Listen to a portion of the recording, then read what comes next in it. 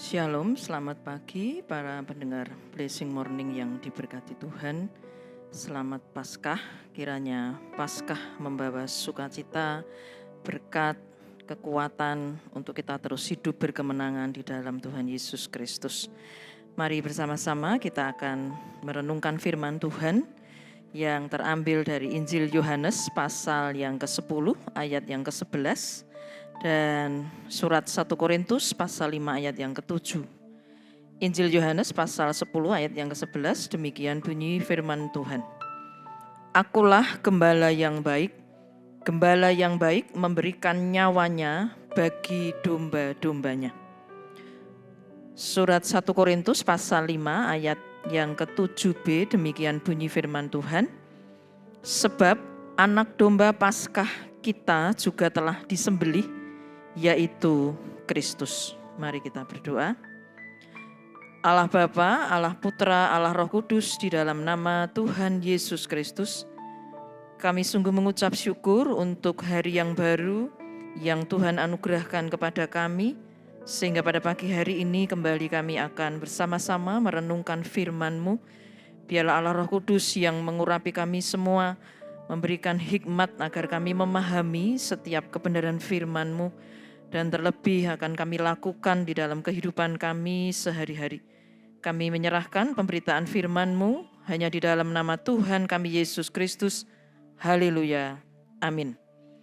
Tema renungan kita pada pagi hari ini adalah gembala yang baik.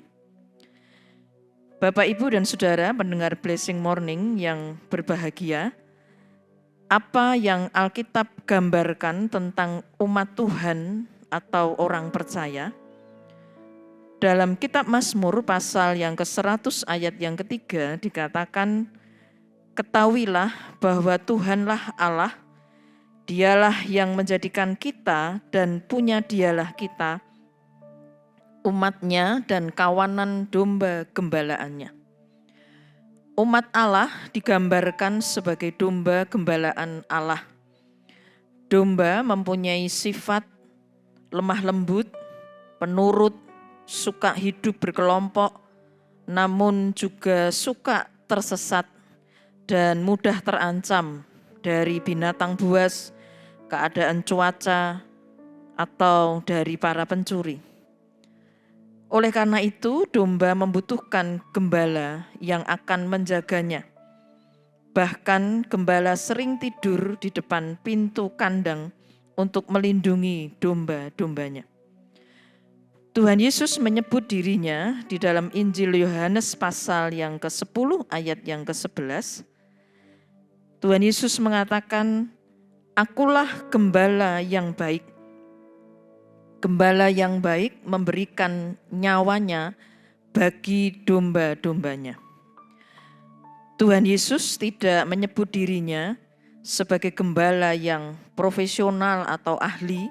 Kalau kita memakai istilah sekarang ini, Tuhan Yesus lebih dari profesional karena Dia memberikan dirinya, menyerahkan nyawanya bagi domba-dombanya.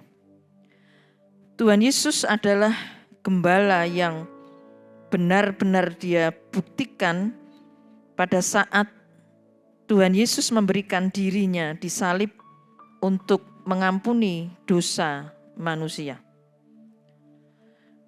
Tuhan Yesus adalah anak domba Paskah yang tidak bercacat celah, disediakan Bapa bagi manusia untuk menjadi tebusan bagi hukuman dosa manusia, seperti yang dikatakan Rasul Paulus dalam surat 1 Korintus pasal 5 ayat yang ke-7b, sebab anak domba Paskah kita juga telah disembelih, yaitu Kristus.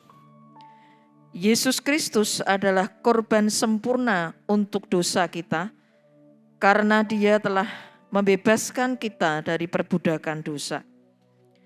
Karena itu seharusnya kita tidak lagi kembali ke kehidupan yang lama, tidak lagi memiliki hubungan dengan dosa masa lalu dan masa kini. Namun kita menjalani kehidupan baru di dalam Kristus dengan tuntunan kebenaran firman Tuhan dan terus dibaharui di dalam Kristus. Bapak, Ibu, dan Saudara pendengar Blessing Morning, ada satu kelemahan dari sifat domba yang juga dicatat di dalam Alkitab, yaitu suka tersesat. Seperti tertulis dalam kitab 1 Petrus pasal 2 ayat yang ke-25, sebab dahulu kamu sesat seperti domba.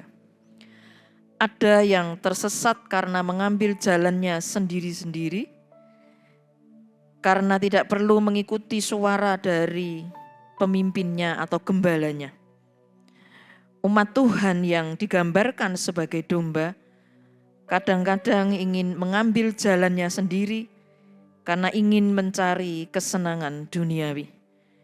Atau ada juga yang tersesat karena mengikuti pemimpin yang sesat.